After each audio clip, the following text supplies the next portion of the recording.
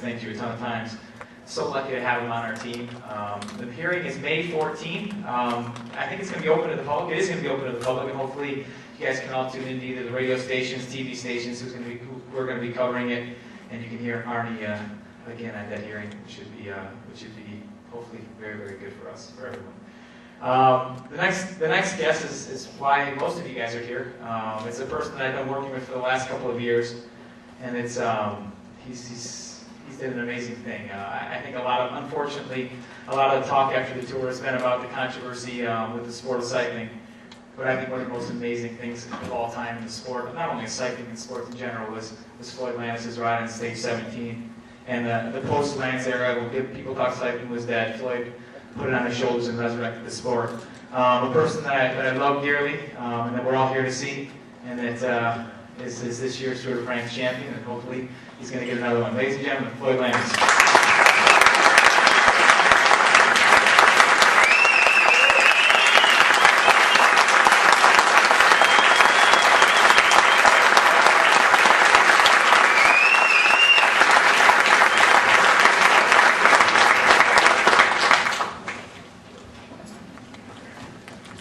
Thank you guys for that. Thanks for spending your sunny Saturday down here in the theater. And thank you to the Wilmette Theater for letting us use their place this afternoon. Hopefully you guys enjoyed Arnie's little presentation. He's gotten quite good at it, I must say. And I think that the best way to do things and the way we've done in the past is for me to be here afterwards to answer questions that you may have that I can answer, which are from the science, which I try to explain, which you can also answer questions for. So without going into too much detail about things, I think I'll just give everybody an opportunity to ask questions. So Michael, join me up here, and Arnie, and Will, do you want this microphone?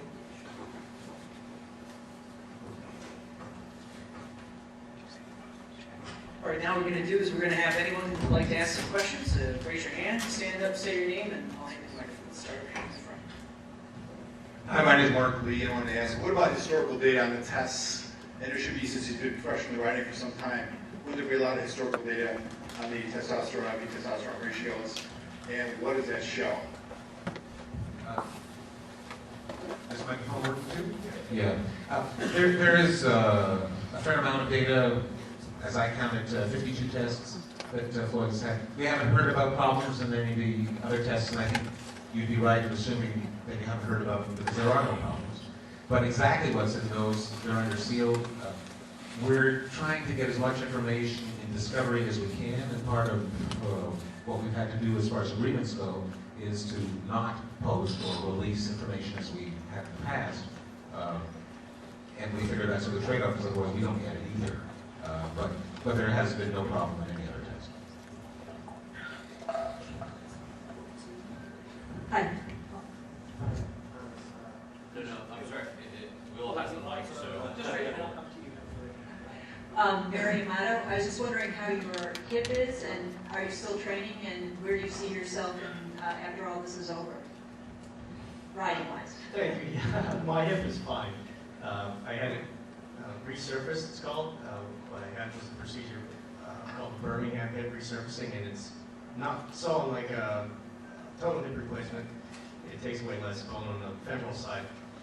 And following about 2 months of therapy and some pain here and there, I am back to 100%. Really, it's better than it's been since I broke it a few years ago. I don't, at this point, have time to train as much as I would like, but whether I race again at the same level will in no way be determined by my hip, so that thing is 100%. So actually I've been riding to the Tour de France tape cycling indoors in that winter in Chicago recently. So I've been with you on a couple of occasions. Question I have, so to make it clear, how many times have you had tests throughout the tour? Obviously, you tested several times before that test that is flanked by the positive. During the actual tour last year, there was a series of 8 tests, and that one involves question is, can you explain to us, I mean, we just amateurs around here, what the steroid doping, I mean, it takes time for steroids to work, whoever does it. I mean, there's no logic for you, you've had that difficult stage. I mean, would it help you, I mean, as a medical, would it help an athlete to take steroids night before with a shot of Jack Daniels to get ready for stage 17? Well, you have a compound question there. Would it help steroids with the Jack Daniels? I suspect it'd be more the Jack Daniels. Yeah, clearly, Floyd's test a couple of days before and a couple of days after was negative. And that doesn't mean that it would be impossible that he could have a positive in between. But it certainly doesn't what I call pass the smell test. And as we've seen, he didn't have extra testosterone in his blood. So, if you want to talk about technicalities, the way the lab interpreted things, he failed on a technicality, and I believe they completely botched it. But past all that, he didn't have testosterone there to explain anything anyway. So, yes, you're right. There's no scientific evidence that occasional or episodic testosterone use would have an effect. And even if it did, he didn't have it. And then, keep in mind, he didn't have a positive test to start with.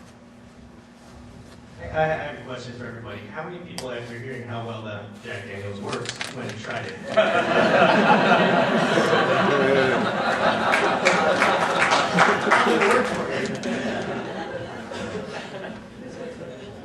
A question about stage 17. A week ago on television, Paul Sherwin, and Robbie was in the studio when he said it. Paul Sherwin said that it was less a great ride and it was a great failure tactically by your rivals. I was shocked to hear him say that. I wonder if you and Robbie could comment on that. Yeah, I'll explain from my perspective what the thinking that went on in that stage, or in the tactics in that stage. Most certainly, the reason I did what I did was in hopes that the other guys would make a tactical mistake. There was no misconception in my mind that I was strong enough to just ride away from the whole peloton if they really wanted to chase me. That could never happen.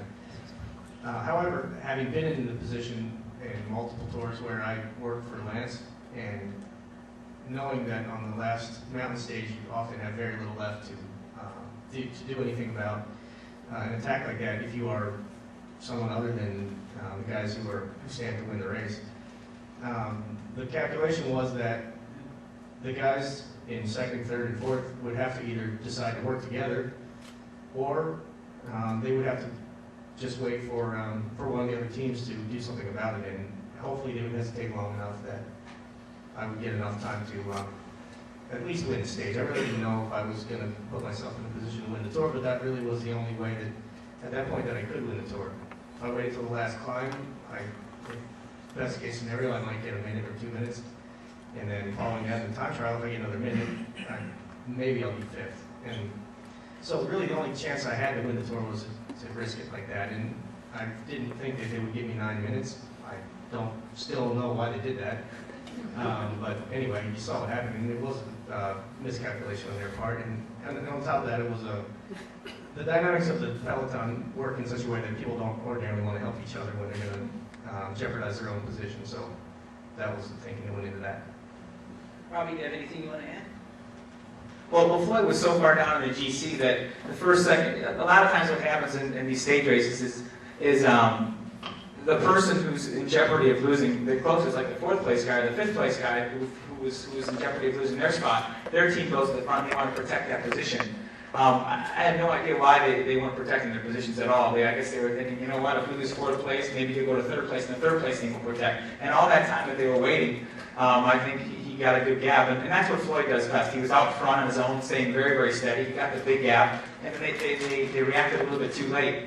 And the stage before, I mean, Floyd bonked. And when you bonk a lot of times, you can't physically go all that hard because you're out of energy, you're out of food. So the damage on that final climb, in the last couple of climbs, wasn't necessarily done to Floyd like it was to the leaders who were trying to put time on Floyd. So he had a little bit of fresher legs as well. And I think, Alan Landis talked about it a lot. Another one of Floyd's coaches is that he was in a little bit different environment. He was able to cool himself, and the other teams were playing catch up. They got a little bit nervous. They couldn't feed themselves and keep themselves as cool as